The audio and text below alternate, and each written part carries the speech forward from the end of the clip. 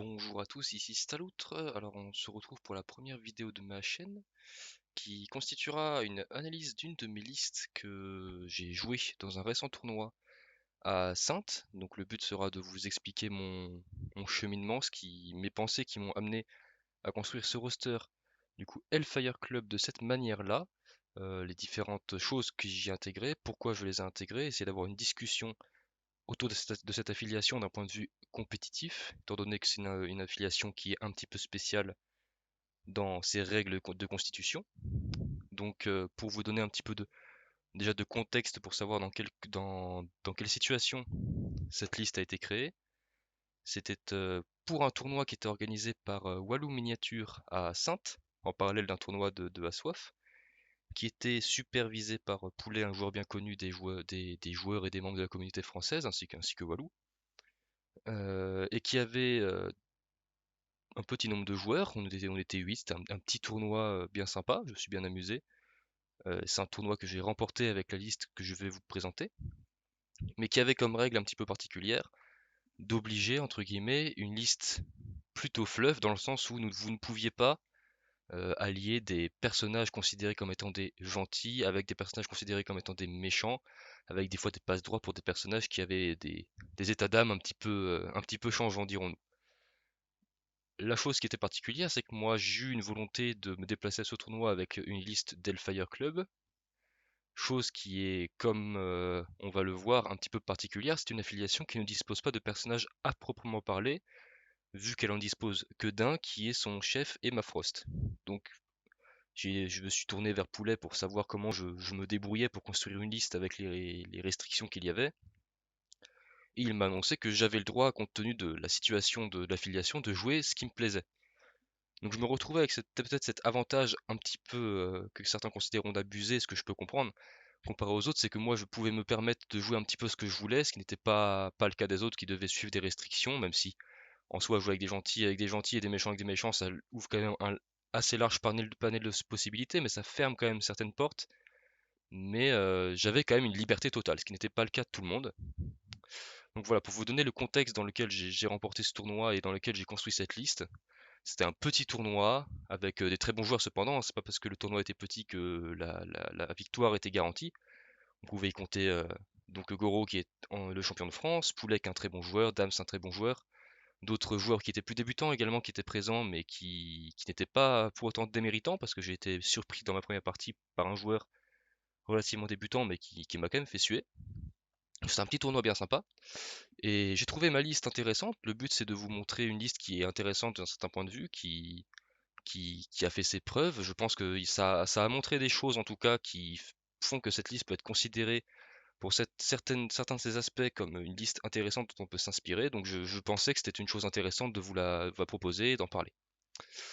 Donc pour ce faire, on va déjà commencer à présenter un petit peu ce qu'est le Hellfire Club. Donc comme je vous ai dit, c'est un petit peu particulier. Le chef d'affiliation, c'est Emma Frost. Donc on se voit ici sur Cerebro un petit peu le roster qui se présente comme ceci. Donc là, je vais un petit peu, on va faire les détails plus tard, mais on va un petit peu déjà voir comment ça se présente. Donc voilà, Emma Frost, donc, qui est le chef de votre affiliation, mais comme vous pouvez le voir, elle n'a pas de capacité d'affiliation à proprement parler, vu qu'en fait son pouvoir d'affiliation est lié à une carte tactique, qui est celle-ci, My Hellfire Club.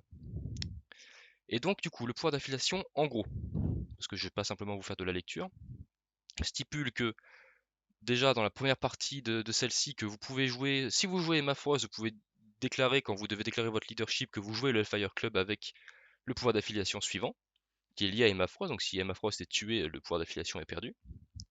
Qui dit en gros que une fois par round de jeu, à la fin de l'activation d'un de vos personnages, vous pouvez déclarer que vous utilisez le pouvoir. Chacun de vos personnages qui conteste un objectif, qui détient un objectif, va gagner un pouvoir et se soigner d'une blessure. Tous les personnages que vous avez qui ne contestent ou ne portent pas d'objectif perdent un pouvoir et subissent une blessure. Et si quelqu'un perd des pouvoirs et subit une blessure à cause de votre pouvoir, Emma Force gagnera en fonction un pouvoir et se retirera une blessure. Donc ce qui est intéressant, c'est qu'on peut déjà voir qu'il y a deux manières de voir ce leadership. C'est soit vous essayez de le maximiser pour essayer de buffer tous vos alliés, donc faire gagner du pouvoir et les soigner, soit vous faites souffrir vos alliés pour essayer de buffer votre Emma Frost. On va voir moi avec la manière dont j'ai construit ma liste que il y a eu un choix qui a été fait sur la manière d'utiliser ce leadership. Mais après, ça dépend de vous. Si vous êtes vraiment un fan du personnage de Emma Frost en tant que tel et que vous pensez qu'elle mérite d'être buffée et de recevoir tout ce qu'elle a, vous pouvez vous permettre de jouer autour de ça. Je pense personnellement que c'est un piège et que c'est beaucoup plus rentable pour vous, et si vous voulez jouer une affiliation Hellfire, d'essayer de jouer pour les autres personnages que Emma Frost. Emma Frost, vous la prenez parce que déjà le personnage en lui-même n'est pas mauvais du tout, mais pour apporter le leadership et faire briller vos autres figurines. Donc voilà pour moi la mentalité avec laquelle je suis parti pour créer ma liste, et je me suis dit je vais jouer des figurines avec Emma Frost qui je trouve fonctionnent bien ensemble, qui ont une certaine polyvalence et qui utilisent bien le fait de pouvoir se soigner et qui utilisent bien le fait de pouvoir gagner du pouvoir.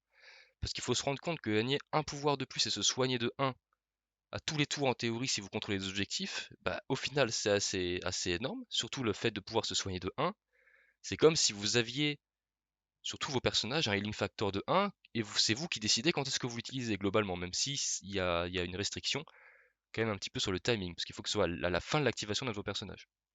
Mais c'est quand même très intéressant, la génération de pouvoir est peut-être plus anecdotique que le fait de se soigner, mais c'est quand même pas du tout mauvais, quoi. Ça se compare un petit peu avec un pouvoir de Steve Rogers où on économise un pouvoir par tour.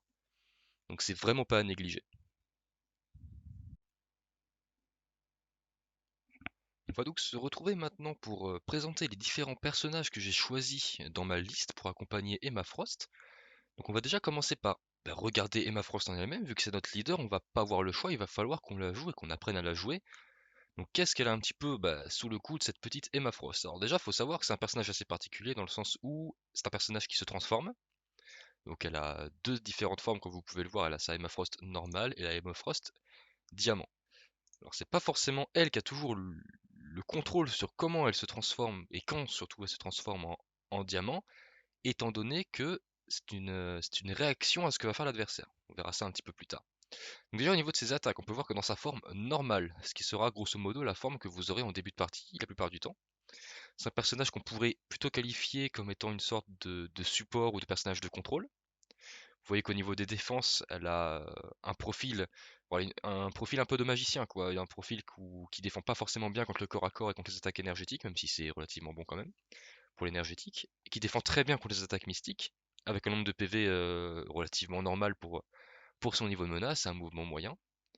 Donc c'est vraiment un profil de magicien qu'on pourrait retrouver par exemple comme dans la convocation, avec des attaques en mystique qui ont une bonne portée, et surtout très intéressant, des effets qui vont vous permettre de contrôler l'adversaire. Vous voyez que sur son attaque de base, elle a un effet qui permet de causer une advance à l'adversaire, ce qui n'est pas mauvais, même si le trigger peut être un petit peu des fois un petit peu compliqué à avoir. Mais ça fait quand même une notion de contrôle sur un builder à 5 en bleu, ce qui est pas négligeable, sincèrement, en termes d'attaque, c'est vraiment pas une mauvaise attaque, et le trigger quand même passe relativement quand même souvent. Alors si vous avez beaucoup de chance, ça va souvent passer, sinon ça passera quand même quelques fois dans vos parties. Le Spender, celui-là est intéressant, on verra que les autres attaques sur son autre face sont moins intéressantes à mon sens. Mais ce Spender est très intéressant vu que vous pourrez lancer un personnage de taille 4 sur un effet. Avec 8D, normalement, l'effet, si vous n'êtes pas trop dans un mauvais jour, vous allez le faire la plupart du temps. Et lancer un personnage de taille 4 sur un effet, c'est vraiment pas négligeable, surtout sur une attaque à 8D en bleu. Donc voilà, d'un point de vue dégâts, ça peut être totalement raisonnable. Au niveau de ses super pouvoirs, alors on va voir peut-être pour la diamant de forme après, on va déjà se concentrer sur ce qui constitue son profil en tant que mage. Enfin, en mage, plutôt magicien, profil de magicien, plutôt contrôle psychique, quoi. Donc déjà, elle a le même pouvoir que Jean Grey, pour ceux qui connaissent un petit peu, où elle peut empêcher à portée 4 les ennemis, enfin vos alliés, de se faire push, advance et place par les adversaires, quand il s'agit d'attaques bleues ou de super pouvoirs. Donc c'est vraiment pas mal, ça peut vous permettre d'avoir le contrôle sur vos positions. C'est plutôt intéressant. La télékinétique déflexion qui vous permet de vous protéger contre les collisions. Vous verrez que ce ne sera pas le seul personnage que j'ai choisi qui possède cette capacité, donc elle est mine de rien assez résistante au global, surtout quand on va regarder la forme diamant. Et elle a surtout un autre pouvoir très intéressant, même si je ne l'ai pas forcément beaucoup exploité dans ma liste. Elle a le même pouvoir que Mystique, la Power Inhibition, qui fait que pendant l'activation de Emma Frost, les adversaires ne peuvent pas utiliser de super pouvoirs réactifs ou de Team Tactics Card réactive. Donc en termes de stratégie, c'est super intéressant. Je ne l'ai pas forcément exploité dans ma liste, mais il y a des combos qui existent avec Mystique et le Juggernaut par exemple, qui pourraient très bien se retranscrire en Hellfire si vous le voulez. Ce que je n'ai pas fait ici, mais c'est une possibilité. Donc ensuite, comme on l'a vu au début, on peut voir la diamante forme, donc c'est une capacité réactive qu'elle a quand elle se fait attaquer. Elle peut payer un pouvoir et se transformer en Emma Frost diamant. Et là, le profil du personnage change complètement. On passe d'une espèce de magicien contrôle à grosso modo un tank corps à corps. Donc c'est littéralement aux opposés l'un de l'autre. Donc dans cette forme-là, quand elle se transforme, quand elle se fait attaquer, ça devient une sorte de tank, donc ça tombe bien, elle pourra résister pas mal. 4-4-4, 6 PV, donc par contre les PV comment dire, pour les deux mêmes personnages, le pool de PV est le même, hein. Mais 4-4-4 en termes de résistance, c'est très bon. Donc si vous faites attaquer contre du rouge ou du jaune, bah, vous switchez si c'est possible pour vous pour tanker l'attaque. Généralement, elle va plutôt bien tanker.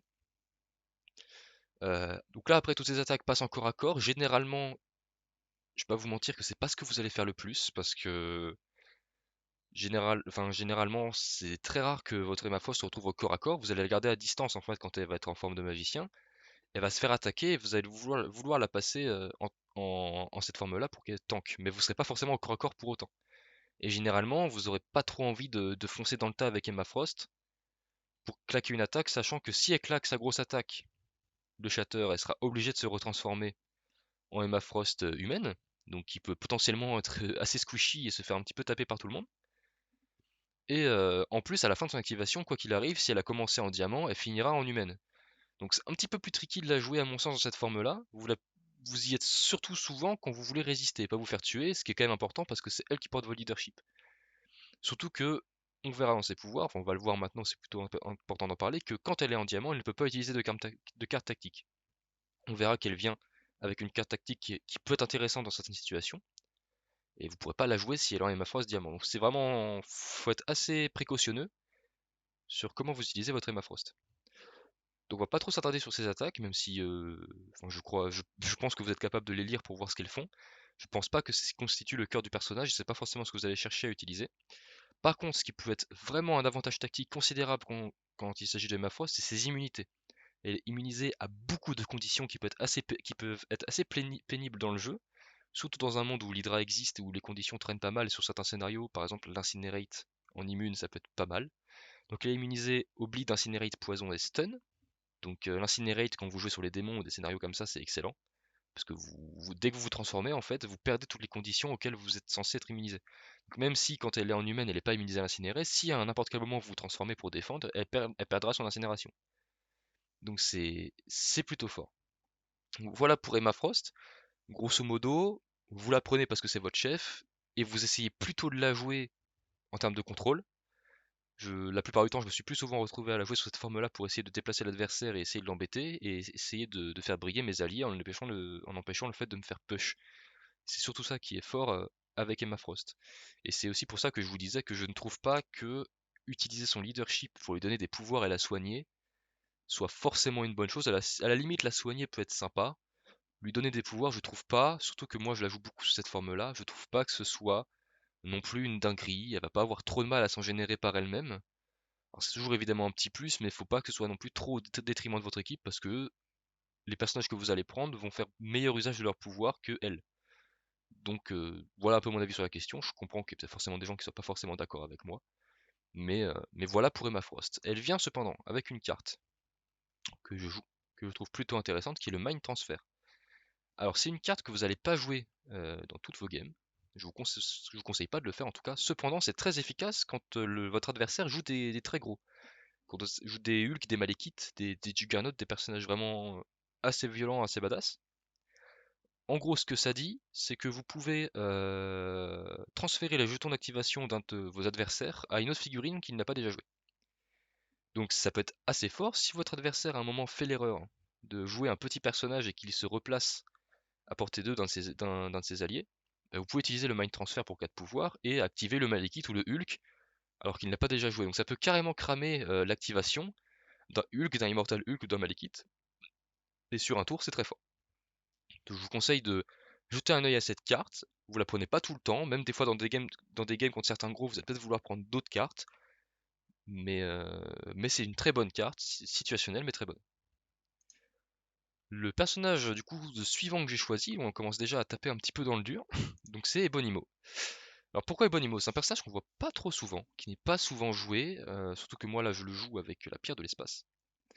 Donc ça devient un personnage à 6 de menace, 2 4-6 en défense, 7 PV, et mouvement moyen. Pourquoi Ebonimo? Déjà, on va le voir peut-être sur le reste de ma liste, mais on va dire que grosso modo j'ai pas mal de contrôle, euh, pas mal de quoi mettre des conditions, etc. Mais il me fallait quand même des personnages qui ont du punch et qui sont capables de mettre des gros dégâts. Ebonimo a complètement ce profil. En termes de dégâts, c'est assez énorme. Surtout que c'est un personnage qui a une génération de pouvoir qui est déjà démentielle.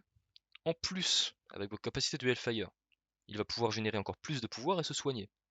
Sachant que le frérot a 7 PV sur cette phase-là. Il en a probablement. Enfin, il en a 6 sur l'autre, donc c'est assez énorme. Sa statline est bonne, même pour un personnage à qui on rajoute une pierre. Ça fait une statline qui est quand même assez balèze. Et qui a un potentiel de dégâts qui est démentiel. Avec votre pierre, vous allez générer 4 pouvoirs par tour, c'est-à-dire que le Herald of Doom, si vous voulez, vous pouvez le faire à tous les tours. Sachant que le mec en face ne gagnera pas de pouvoir, c'est quand vous le faites des dégâts avec cette attaque, et que vous pourrez le lancer dans 80% des cas parce que le corps du jeu, c'est quand même les personnages de taille 2. Donc, en termes de dégâts, c'est assez intéressant. Vous avez la télékinétique Powerhouse, donc il peut lancer du taille 4. Si tu es à portée 3, il peut lancer jusqu'à distance L, c'est énorme. Il n'y a pas beaucoup de personnages qui peuvent faire ça dans le jeu. Il ne souffre généralement jamais des collisions, parce qu'il a tellement de pouvoir que vous allez toujours pouvoir payer 2 quand vous allez vous prendre un truc sur la tronche. Il défend toujours sur sa défense bleue, sauf si votre adversaire paye 2 pouvoirs, et on verra que même si le 2 en rouge fait très peur, il y a des moyens de le défendre dans la liste, donc on verra ça plus tard. Il a en plus une pierre de l'espace, comme je vous l'ai dit, donc c'est une carte restricted. Alors là où il y a un petit peu un débat, et je pense qu'il y aura un débat avec les gens suite à cette vidéo, c'est que moi je lui ai mis la space parce que tout simplement je voulais essayer, ça lui permet de se TP lui ou les alliés. Donc ça vous donne du repositionnement, ce qui est pas mauvais en soi, mais c'est une carte restricted. Ce qui veut dire que pour le reste de mes cartes, je me retrouve avec un malus de ne pas pouvoir jouer une autre carte restricted. Alors que si je prenais la gemme Mind, la gemme de l'esprit, qui est tout aussi bonne que la pierre de l'espace, je me retrouvais à pouvoir jouer une autre carte restricted. Donc si je devais refaire la liste, je pense que je pencherais peut-être vers la Mind, même si la Space n'est pas mauvaise, rien que pour le fait de pouvoir récupérer une carte restricted dans mon roster. Et on verra que potentiellement certaines pourraient être intéressantes en fin de vidéo. Donc voilà pour Ebonimo, grosso modo je le prends parce que il tank pas mal, mine de rien, vu qu'il va faire payer votre adversaire des pouvoirs pour qu'il puisse être attaqué. Il aura des moyens d'être défendu dans l'équipe. Il est en 2-4-6, donc à part le rouge, le 4 et le 6 c'est très bon. 7 PV, il va se soigner. Donc ça vous fait en gros un personnage fond de cours qui va tanker comme un porc, mettre beaucoup de dégâts. Donc d'un point de vue stratégique et construction de liste, ça m'intéressait parce que c'est quelque chose dont j'avais besoin. Même si c'est pas le seul dans la liste qui est là pour faire mal, c'est c'était intéressant. Après, c'est un investissement, c'est un personnage à 6 de menace, donc avec Emma Frost, je suis déjà à 10 points. Donc il faut qu'il fasse son travail. C'est potentiellement pas celui que je préférerais prendre dans la plupart des cas parce que j'étais un petit peu déçu par moment de lui dans mes parties, mais quand il veut faire le travail, il le fait vraiment bien, et en termes de dégâts, c'est assez démentiel. Et pour les gens qui dorment un peu sur Ebonimo, je vous conseille de jeter un œil à sa carte, il est vraiment pas mauvais, et je trouve ça étrange qu'on ne le voit pas plus jouer ailleurs. Voilà pour Ebonimo. Alors, pour ce qui est des cartes tactiques, il vient également avec une carte tactique, qui est le chute, le chut, qui est le pendant de la carte No More Mutant de Scarlet Witch, où en gros, si un personnage ennemi à portée 5 utilise un super pouvoir, Ebonimo peut dépenser 3 pouvoirs et ça empêche le pouvoir d'avoir lieu. Et le mec en face a payé les pouvoirs, mais vous empêchez le pouvoir d'avoir lieu. Donc c'est pas mauvais du tout, pour la simple et bonne raison que à un moment crucial d'une partie, ça peut carrément vous sauver une game. Si vous voyez qu'il y a un super pouvoir qu'un gars peut utiliser, une charge, une collision, un truc pour lancer un objet, etc. Vous utilisez ça, il peut pas le faire. Généralement, en plus, c'est assez tiltant pour l'adversaire d'avoir des plans en tête qui sont contrecarrés par une carte, parce qu'on a tendance à l'oublier dans le feu de l'action. Donc ça peut être une très bonne carte. Pareil, pas forcément à jouer à toutes les games où vous jouez Bonimo, même si j'ai tendance à la prendre dans la plupart des cas. Mais c'est une très bonne carte, je vous conseille de la prendre au moins dans vos 10 cartes quand vous avez Ebony dans un de vos rosters. Le personnage suivant, donc on parlait de défense pour Ebonimo et potentiellement aussi pour Emma Frost, donc j'ai choisi comme personnage Luke Cage. Alors Luke Cage, il est intéressant pour plusieurs choses dans mon roster. La raison numéro 1 était qu'il me fallait un personnage ou même plusieurs pour protéger mes personnages fragiles. Donc Emma Frost, si elle n'a pas de pouvoir, est fragile si elle se fait attaquer au corps à corps par les attaques rouges. Et Bonimo, pareil, les attaques rouges, ça lui fait quand même un petit peu mal, parce que 2D en défense, surtout dans un monde où l'incinéré est assez répandu, on le verra plus tard, bah, il peut très vite se faire tomber, surtout par des violents comme Hulk ou quoi. Donc Luke Cage est avant tout ici parce que il a une capacité de tout Dangerous Twinner, donc il peut prendre des coups à la place de ses alliés s'il a porté 2 du mec qui attaque. Donc c'est excellent. En termes de tanking, le mec se pose là, pour un personnage de 3 de menace, c'est plutôt un bon tank. Il réduit les dégâts de 1 avec son Unbreakable Skin. Donc c'est surtout pour ça que je l'ai pris. Après il est très bien capable de rendre les coups. Il met le slow, il peut mettre un stagger, il a un throw taille 3 sur un spender à 7D. C'est vraiment pas un mauvais personnage. Luke Cage est assez joué en ce moment et bah ça y a pas coupé, hein, je l'ai joué dans mon roster.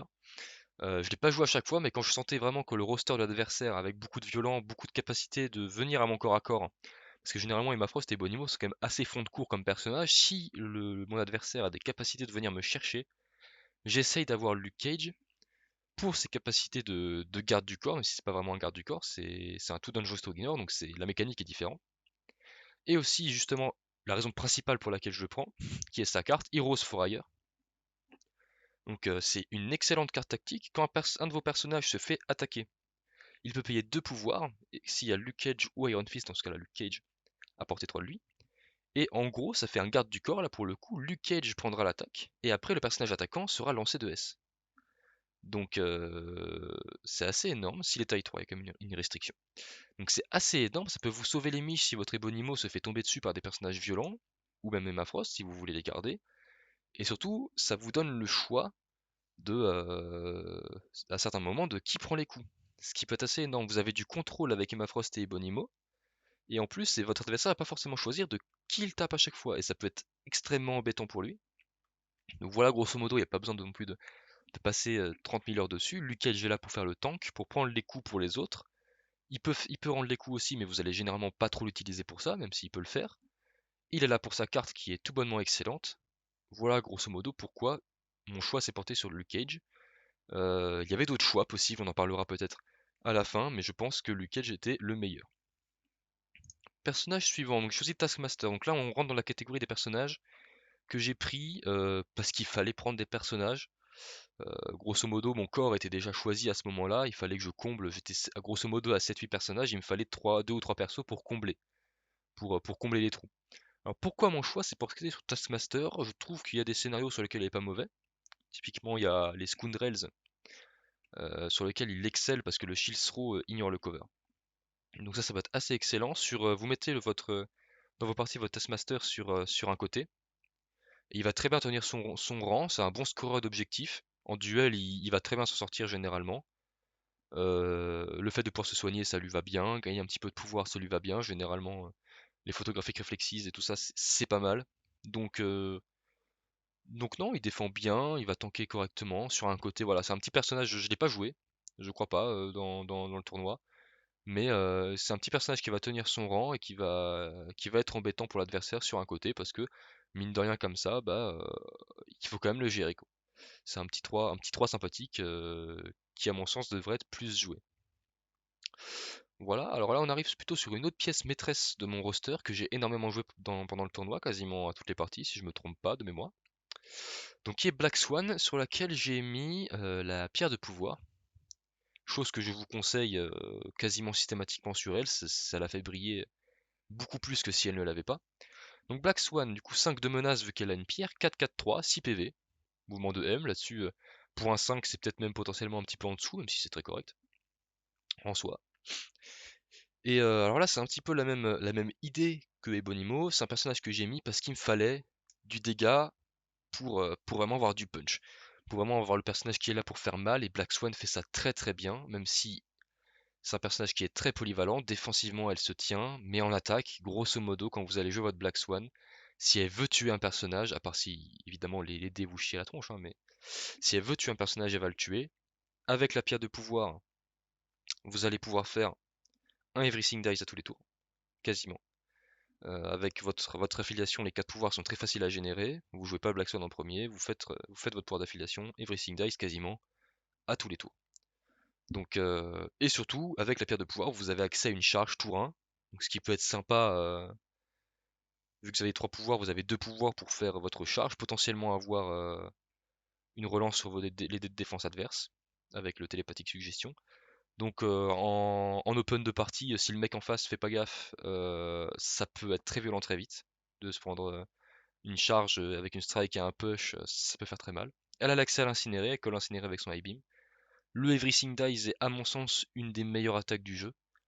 4 pouvoirs pour 8D qui sur une touche permet de refaire une attaque qui colle l'incinéré avec Pierce. Et en plus, si elle fait un effet, elle peut lancer le personnage de S sans restriction de taille. L'attaque est absolument dingue. Vous pouvez gérer des Hulk, vous pouvez gérer des Malekiths, vous pouvez gérer n'importe quel gros, n'importe quel petit.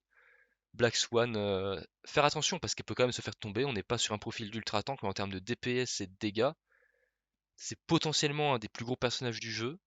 Mine de rien, avec un peu de contrôle, avec le throw et tout, et avec une charge, génération de pouvoir qui est vraiment pas mauvaise, elle va se soigner avec le Hellfire. Je trouve qu'elle fait partie des personnages qui complètent bien mon roster, pas forcément un des personnages les plus optimisés pour le Hellfire, même si le fait de la soigner peut être clutch. Ça peut vous sauver à des moments, ça m'a sauvé à des moments. Donc voilà pourquoi mon choix s'est porté sur Black Swan. Et elle a fait le café dans toutes les games quoi. C'est grosso modo tout ce qui tombait sous sa main quand elle avait un petit peu de pouvoir crevait instantanément. Donc c'était assez énorme. Je pense que elle n'est pas forcément à prendre si vous jouez déjà Ebonimo.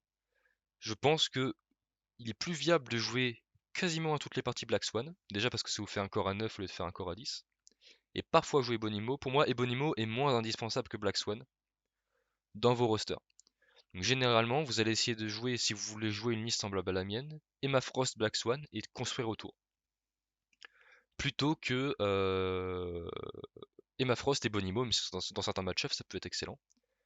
J'ai déjà joué dans une game à 20 Ebonimo, Black Swan et Emma Frost. Ça fait un corps qui est assez puissant. Je peux vous dire que votre adversaire va un peu faire caca culotte. Parce que en termes de dégâts et en termes de violence de personnage, c'est très complet. C'est pas si facile que ça à tomber, mine de rien.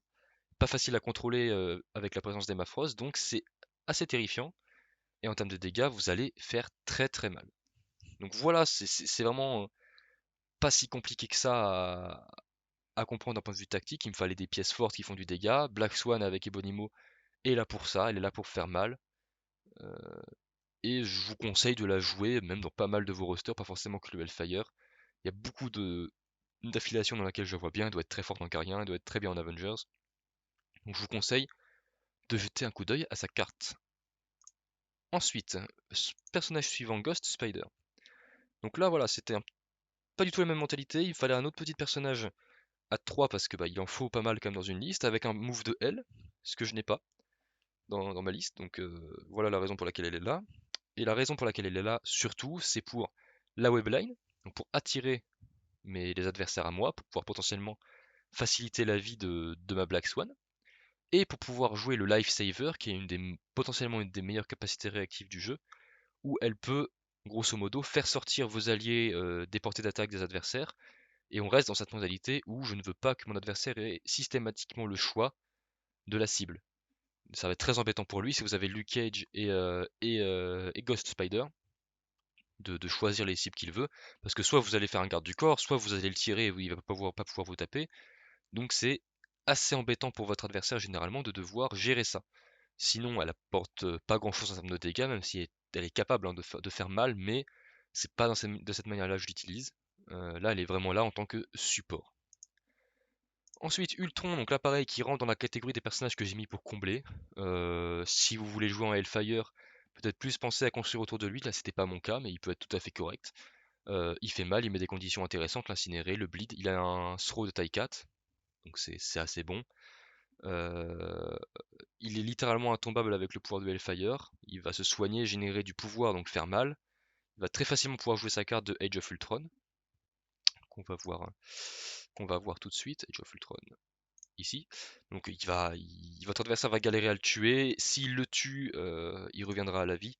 Donc ce qui va se passer, c'est que vous avez généralement contre un bon joueur un Ultron un petit peu en électron libre, qui va pas trop se faire focus parce que votre adversaire saura que c'est un petit peu vain d'essayer de le faire tomber, mais il est tout à fait capable de faire très mal lui aussi. Donc voilà, ça peut être intéressant à Hellfire. Je l'ai pas joué du tout du tournoi parce que voilà, en personnage à 4, vous avez pas forcément le budget pour le jouer dans la plupart des parties.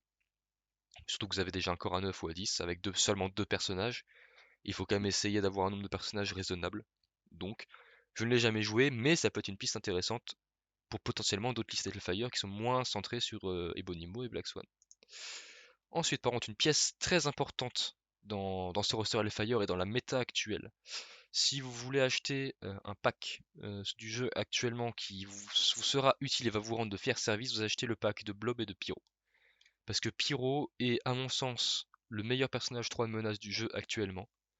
Il fait un café dans les parties qui est incroyable. Potentiellement, il met la meilleure condition du jeu, qui doit être l'incinérer. Alors c'est pas forcément la meilleure, mais on va dire que c'est une très bonne condition à mettre. Tous les adversaires, quasiment à toutes vos parties, seront enflammés, pour ceux qui ne sont pas immunes. Et ça permet vraiment à votre Black Swan et à votre Ebonimo de couper les adversaires comme si c'était du beurre. Et même Pyro peut faire très très mal. Il met des conditions, en veux-tu, en voilà. Il met un route, un slow. Le route qui est une extrêmement bonne condition, c'est pas très français ce que je dis, mais c'est une très bonne condition à mettre à vos adversaires, surtout sous les gros, tous les super pouvoirs vont coûter 1 de plus. Porter 3 pour 2 pouvoirs, franchement le coût est ridicule. Euh, il spread le Incinerate sur tout le monde extrêmement facilement. Il a des très bonnes attaques tout en énergétique, qui est une défense faible dans le jeu. La 3-4-3, c'est une bonne ligne de défense pour un 3, il a pas beaucoup de PV, il est quand même relativement squishy. Pyro, si un gros lui tombe dessus, il va se faire one shot. Mais en termes de dégâts et de manière de faciliter le travail de Black Swan et d'Ebonimo, le personnage se pose là, il est très bien capable de faire du dégât par lui-même avec le Stoke the Flames. Donc voilà pourquoi il est là, je pense que il faut quasiment le jouer dans toutes les listes actuellement. Il est vraiment excellent, surtout qu'il vient avec une carte tactique qui elle aussi est excellente, la Pyrotechnics, qui permet de faire tomber les jetons d'objectifs qui se trouvent sur des personnages, à portée 3 de pyro, qui en plus sont push pour un coup en pouvoir que vous décidez en fonction du nombre de personnages que vous voulez affecter. Donc c'est une carte qui est vraiment excellente, elle a tout pour elle, du contrôle, de la manière de scorer. C'est vous qui choisissez le coup en pouvoir, donc elle est vraiment excellente. Il n'y a aucune raison de ne pas jouer pyro partout quasiment, à part le fait que vous n'aimez pas le personnage pour le fluff, ou vous avez juste pas la figue ou pas envie, ce qui se défend, hein, mais d'un point de vue compétitif, le personnage est vraiment trop excellent pour s'en passer. Je vous encourage vraiment à le jouer en Hellfire et à le jouer partout où vous avez de la place pour un personnage 3 de menace. Il est vraiment excellent. Donc voilà pourquoi il est là. Il facilite énormément le travail de Black Swan avec l'incinéré. Ça me permet d'avoir du contrôle sur les objectifs avec le Pyrotechnics. Il fait du dégât. Il profite pas forcément énormément du pouvoir d'affiliation. Mais il y a un petit peu ce côté avec le Hellfire de All Stars. Donc je trouve qu'il fonctionne bien avec Black Swan parce qu'elle fait un café après qui est monstrueux. Mais, euh, mais voilà pour Pyro. Grosso modo, une très bonne pièce actuellement dans la méta qui va probablement se faire nerf à un moment parce que le personnage est quand même très très fort. Mais voilà la raison de sa présence ici. Ensuite, dans la mentalité de il faut que je choisisse de ne pas pouvoir prendre les coups sur certains de mes personnages, j'ai choisi comme personnage à 2 parce qu'il en faut un dans vos rosters, j'ai choisi Honey Badger. Alors il y avait plusieurs choix pareil là pour, euh, pour le personnage à 2, j'aurais très bien pu partir sur le crapaud ou sur Bullseye, qui aurait pu aussi être des choix. J'ai choisi Honey Badger parce que bah là voilà, elle a le tout dangerous to ignore, même chose que Luke Cage, donc ça peut être assez chiant pour votre adversaire, parce qu'il va être obligé d'investir des attaques sur potentiellement des gros personnages, sur un petit personnage à deux tout pourri qui sert à rien, parce que Honey Badger ne conteste pas d'objectif, donc c'est vraiment une petite crotte qui fait chier, mais elle fait vraiment chier. Si vous la jouez correctement et que vous la placez bien, elle peut vraiment faire chier, surtout avec le Uncle Beater. Si elle se situe à portée 1 d'un adversaire, quand vous l'attaquez, il aura un dé de défense en moins. Donc en gros, je vais pas vous faire de dessin. Si le mec est incinéré par Pyro et que vous avez Honey Badger à portée 1 du mec, quand Black Swan elle va mettre ses patates, mais le mec en face il aura 2 dés de défense en moins. Sachant que Black Swan, sur son profil, peut faire relancer un dé de défense à l'adversaire. Donc, en termes de létalité, ça vous permet des choses qui sont extraordinaires. Le personnage peut mettre des petites conditions sympas, mais grosso modo, vous n'êtes pas non plus là pour taper avec. Elle va quand même souvent prendre des grosses mandales et se faire tuer. Mais, euh, mais voilà, c'est le petit personnage à 2 qui va être un petit peu chiant pour l'adversaire. Va permettre aux autres de briller, c'est vraiment la mentalité, c'est que vous choisissez des pièces dans cette liste qui vont vraiment faire tout le travail et vous construisez autour. Ça a été ma mentalité quand quand j'ai créé la liste. Et pour moi, excusez-moi, Honey Badger permet de faire briller les autres. Pour un petit personnage à deux comme ça, c'est excellent. Et j'aurais pas forcément eu ça avec Bullseye ou le Crapaud, qui ont eux peut-être plus un profil de contrôle objectif, un petit peu de backpoint. Alors qui amène du scoring, hein. C'est pas mauvais en soi, ce serait quelque chose qui se défendrait sur certains aspects. Mais j'ai préféré Honey Badger pour ce que j'ai expliqué. Ensuite, le dernier un petit peu personnage qui lui a un profil qui ressemble un petit peu plus à celui de Emma Frost, dans le sens où là on est plus sur une sorte de mage de contrôle, plus un truc qui est orienté sur le contrôle, donc, mais qui a la particularité, comme Emma Frost, d'être extrêmement tanky. Vous allez pouvoir, avec votre pouvoir d'affiliation, générer pas mal de pouvoirs et donc pouvoir faire des genetic splicing quasiment tout le temps. Donc faire du B4 en bleu à 5D, certes c'est pas énorme, vous allez quand même faire un petit peu de dégâts, prendre plein de petits jetons de génétique, pouvoir les dépenser pour tanker les attaques. Et en plus vous allez vous soigner. Donc le personnage est très très dur à tomber en Hellfire. Il met le route pour un pouvoir. Donc et un jeton, mais vous allez en avoir des jetons, donc ça c'est pas vraiment un souci, mais un pouvoir et un jeton, vous mettez le route. Donc c'est énorme, surtout que ce n'est pas limité à un personnage par tour. Donc vous pouvez, si vous avez deux pouvoirs et deux jetons, mettre deux routes à deux personnages différents. C'est très vite chiant. Il a Such Fun Little Placings, donc il peut advance des personnages adverses, donc en termes de contrôle, c'est aussi extrêmement désagréable pour l'adversaire. Ça peut vous permettre de ramener des personnages à portée de Black Swan ou des Bonimo, de vous contrôler des objectifs, donc c'est toujours bien d'avoir des advances. Je l'ai joué sur une partie, il a fait son travail, il a tanké quelques attaques, il a déplacé les adversaires. C'est une bonne pièce, alors Miss Sinister c'est un personnage qu'on voit pas trop. Il a une situation un petit peu particulière dans le jeu où ça devrait, à mon sens, être un personnage chef de faction, il ne l'est pas. Il y a des mécaniques très particulières qui sont liées à son personnage, mais il n'a pas trop de place dans beaucoup de rosters. Je pense que le Hellfire serait sa meilleure place potentiellement, parce que ça lui donne vraiment une capacité de tanker qui est énorme, et, euh, et du contrôle. Donc en pairing avec Emma Frost, le personnage n'est pas mauvais du tout. Après voilà, il a 4 de menace, peut-être que vous préfériez dépenser ces points dans d'autres choses. Donc, grosso modo pour Mister Sinister, voilà. Pour les personnages que j'ai choisis, je pense que mes explications ont relativement été assez claires. Généralement, dans mes parties, comment ça se passe? C'est que je joue Emma Frost. En fonction des match-ups et du nombre de points de la crise, je joue soit Ebonimo, soit Black Swan, généralement. Si vous êtes à 20, vous pouvez vous permettre de jouer les deux. Mais généralement, comment ça se présente? C'est Emma Frost, soit Ebonimo, soit Black Swan, Pyro, et après vous construisez autour en fonction de vos match-ups. Sur les Scoundrels, vous pouvez rentrer un petit Taskmaster, des petites Ghost Spider, sur des... comment dire? Certains scénarios, vous pouvez vous permettre de rentrer Ultron qui est immune, si je me trompe pas, à... Ah, il n'est pas immune à l'incinerite, donc non, je dis n'importe quoi. Mais voilà, grosso modo, votre corps sera Pyro, Emma Frost et un des deux du Black Order. Donc ça vous permet vraiment après de construire autour, ça vous fait un corps soit à 12, soit à 13. Donc c'est vrai que c'est quand même assez conséquent, hein. Faut être capable de jouer un petit peu tall, même si vous êtes pas non plus 3 en slip sur le plateau. Mais en termes de violence, généralement, vous allez faire très très mal. Vous avez du contrôle, vous allez vous soigner. Je pense que c'est assez pénible à affronter, surtout quand des personnages en face sont choisis de manière à synergiser ensemble. Si vous jouez à 16, généralement vous allez rentrer Luke Cage pour pouvoir faire du bodyguard. Jouer à 15 avec Ebonimo, vous rentrez Honey Badger. Et essayez toujours de jouer, par contre, c'est un petit peu une recommandation que je peux avoir. Ne jouez pas Ebonimo si vous ne pouvez pas rentrer Luke Cage ou Honey Badger, parce que sinon il va se faire tomber dessus par des attaques rouges. Et là, il peut vraiment se faire tomber. Alors que si vous jouez Luke Cage correctement en duo avec Ebonimo, il est intombable, quoi. Il est intombable, il va faire très mal à l'adversaire. Donc voilà pour les personnages. On a déjà vu certaines un petit peu cartes tactiques ensemble. Alors Jonathan, on n'en a pas parlé pour Honey Badger. Généralement, j'ai juste pris parce qu'on a de la place pour les cartes généralement dans ce roster.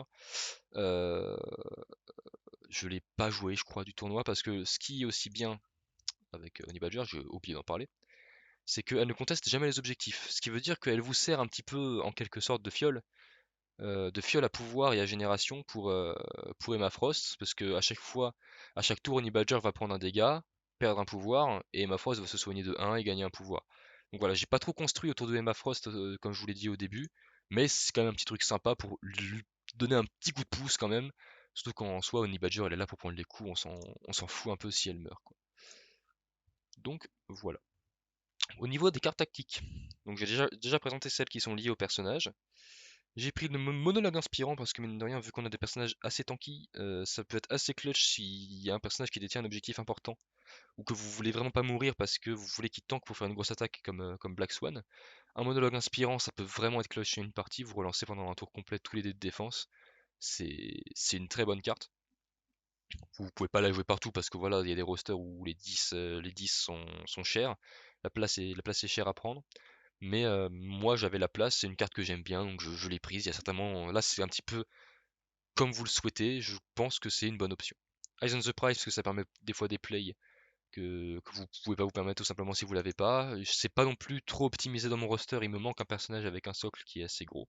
On en parlera quand on pourra évoquer les différentes améliorations que je pourrais apporter à ma liste. Mais voilà la raison pour laquelle j'ai Eyes on the Prize, ça peut permettre des fois de clutch pour récupérer les objectifs sans trop vous mettre en danger, ou si vous n'avez pas le mouvement, etc., ça peut vraiment vous sauver aux petites fesses.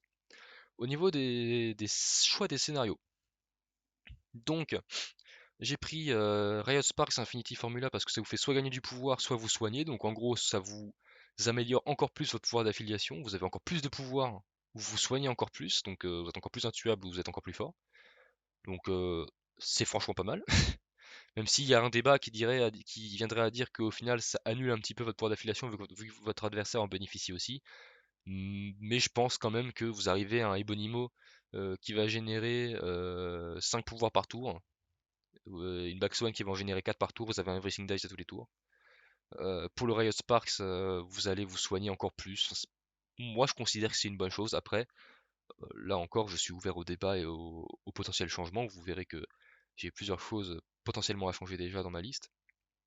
Donc voilà le choix qui a été fait et la réflexion qu'il y a derrière. Les Scoundrels, c'est parce qu'on a vu avec Taxmaster que j'avais le moyen de les jouer.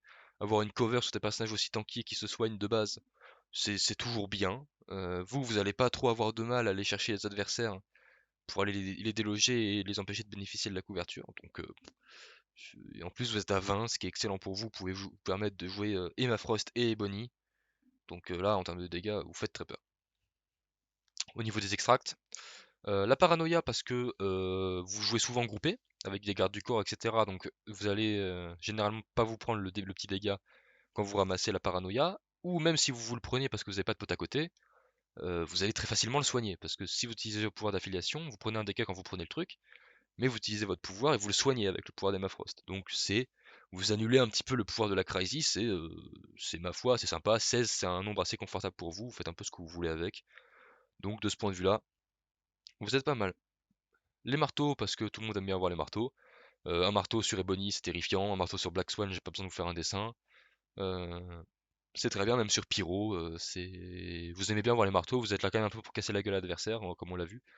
Donc, donc c'est un très bon scénario à prendre. Et la formule Montesi, parce que avec la pyrotechnique de Pyro, vous faites perdre beaucoup de points à l'adversaire si vous les faites tomber, si vous les récupérez. Euh, c'est un scénario qui est sympa, pas trop d'objectifs. Vous pouvez vraiment vous focus sur un personnage. Et c'est assez facile pour vous de jouer autour. Voilà pour le choix des Crisis. Je pense sincèrement que en Hellfire, vous pouvez jouer un petit peu tout. Je considère par contre que jouer des pay to flip sur les sécures serait une erreur. Les scénarios où vous devez payer pour interagir et lancer des dés pour savoir si vous récupérez, il faut essayer d'éviter ça, surtout que dans la méta, c'est quelque chose que les X-Men par exemple aiment beaucoup, et si vous jouez contre des X-Men contre ça, ça va être assez compliqué. Donc essayez d'éviter les pay to flip, sinon le reste, c'est un petit peu en fonction de comment vous construisez votre Hellfire, comment vous considérez certains scénarios comme étant jouables pour vous. Euh, Moi, je pense que ces choix-là étaient pour la plupart les bons, même si voilà, j'aurais pu, ça serait un truc peut-être choisir d'autres choses. Donc grosso modo, pour faire un résumé de la liste, on se retrouve avec une liste avec du contrôle, un tanking qui est assez énorme avec des personnages qui sont tankés de base et en plus qui vont avoir la possibilité de se soigner, euh, énormément de dégâts avec certaines pièces qui sont assez maîtres dans ma liste, qui sont là pour être mises en avant par d'autres personnages. Donc ça va faire mal, vous allez contrôler, vous allez tanker, vous êtes extrêmement polyvalent de ce point de vue-là, potentiellement une des listes les plus polyvalentes que j'ai pu avoir. Donc, et c'est vraiment permis par le fait qu'en Hellfire, vous pouvez vraiment jouer ce que vous voulez. C'est ultra intéressant d'un point de vue compétitif parce que ça permet des constructions de fou. Donc de ce point de vue-là, vraiment, amusez-vous à faire ce que vous voulez avec le Hellfire. Euh, c'est une faction très intéressante. Au niveau des améliorations, donc j'ai pensé moi qu'il fallait que je rentre un personnage avec un gros socle pour jouer le Eyes and Surprise. Mon choix se tournera potentiellement vers le fléau, évidemment, vu que Emma Frost a le même pouvoir que, que Mystique. Le Do You Know Who I Am du Juggernaut est très intéressant sur un tour, vous allez faire très mal. Donc voilà, c'est quelque chose auquel je pensais. Potentiellement rentrer plus de personnages tanky, des petits personnages tanky pour essayer de jouer avec plus de personnages. Un petit peu à l'instar d'un Gardien Galaxy plus défensif où vous avez 6 personnages à toutes les parties et qui se reposent moins sur vraiment quelques personnages très forts, vraiment avoir plein de petits personnages un petit peu améliorés. Donc c'est une option sur laquelle je pourrais me tourner. Iron Fist peut être très intéressant en Hellfire. C'est une discussion qu'on a eue avec Dams suite au tournoi. Et il y a plein de petits choix comme ça qui peuvent être cool en Hellfire. Euh, potentiellement, euh, potentiellement une faction qui sera infinie parce que chaque fois qu'un personnage sortira, c'est peut-être un personnage qui aura une place dans le Hellfire, donc qui vous permettra de explorer d'autres possibilités. Donc de ce point de vue-là, ce sera vraiment excellent. Potentiellement, si vous achetez la boîte avec Pyro, jouer Blob dedans peut être très bien parce qu'il va tanker comme un porc et en plus il va se soigner. Il y a vraiment plein de choses à faire. C'est une affiliation, je vous conseille de la jouer pour vous amuser. Sans que vous jouez à MCP pour vous amuser de prime abord, mais vous pouvez vraiment faire une sorte de All-Stars avec tous les personnages que vous aimez et que vous trouvez bien fonctionner ensemble. Gagner le tournoi avec, là j'ai gagné avec. Euh, Comme je l'ai dit, j'avais un avantage comparé aux autres, c'est que moi j'ai pu construire mon roster vraiment comme je le souhaitais, vraiment sans restriction parce que j'avais pas de problème d'affiliation, pas de problème par rapport aux règles du tournoi, donc euh, voilà, je partais peut-être avantagé de ce point de vue-là. Après, je pense que la liste étant bien construite, ça me donne quand même pas mal d'outils pour gagner les parties. Une liste Hellfire va pas forcément gagner, il faut quand même qu'il y ait une certaine réflexion derrière qui vous permette de faire fonctionner certains personnages ensemble. C'est pas non plus un fourre-tout, il faut réfléchir à comment vous voulez l'utiliser. Mais vous avez énormément de possibilités, je vous conseille d'y réfléchir, je vous conseille à débattre dans les commentaires sous cette vidéo, poser des questions s'il y a des choses qui n'ont pas été claires pour vous, suggérer des choses parce que c'est une liste que je suis amené à faire évoluer à l'avenir, potentiellement en changeant totalement de base, et dans ce cas-là, si la liste se retrouve intéressante, je pourrais potentiellement vous la présenter, ou en gardant cette base-là, mais en changeant quelques trucs par-ci par-là, pour essayer d'être plus polyvalent et encore de peaufiner un petit peu le truc, parce que c'est toujours possible, et essayer de m'améliorer avec. Cette vidéo n'était pas pour vous expliquer vraiment comment jouer le Hellfire, c'était plutôt une présentation de liste de choses que je considère intéressantes. C'était pas non plus une tactica sur vraiment le timing du pouvoir d'affiliation, etc. C'était suggestions que je fais potentiellement aux personnes qui sont débutantes ou aux vétérans que ça peut intéresser. Voilà, de montrer que c'est une liste qui pour moi a fait, sur certains aspects, qui a fait ses preuves et qui peut potentiellement vous permettre de gagner des parties. Euh, à voir comment c'est une liste qui va évoluer dans les méta suivantes. Je pense pas que ce soit ultra méta, je pense pas que ce soit une liste avec laquelle vous allez gagner beaucoup de tournois non plus, mais je pense que ça a ses chances. Je pense que ça a très clairement des bonnes qualités. Donc voilà, c'est tout pour moi. J'espère que cette petite réflexion sur le Hellfire Club vous aura plu. N'hésitez pas à mettre un j'aime à la vidéo, à mettre des commentaires sous celle-ci pour me donner des conseils, vu qu'il s'agit de ma première, il y aura certainement plein de petits soucis techniques ou au niveau de mon élocution, au niveau de mon rythme, est-ce que je vais trop vite, ce qui est potentiellement le cas, je pense. N'hésitez pas vraiment à faire des retours, je suis assez ouvert. Le but pour moi, c'est voilà, j'ai envie d'amener des vidéos qui parlent vraiment du jeu un peu plus dans le dur, dans le compétitif, dans la volonté de gagner des parties en essayant de s'affranchir un petit peu du côté fluff. Donc vu que c'est quelque chose que je cherche sur YouTube francophone qui n'existe pas forcément, j'ai essayé de le faire un petit peu à mon échelle, un petit peu à l'arrache. Mais n'hésitez pas à me faire des retours pour quand même essayer d'améliorer un petit peu le truc. Puis on se retrouve à l'avenir pour d'autres vidéos. Salut!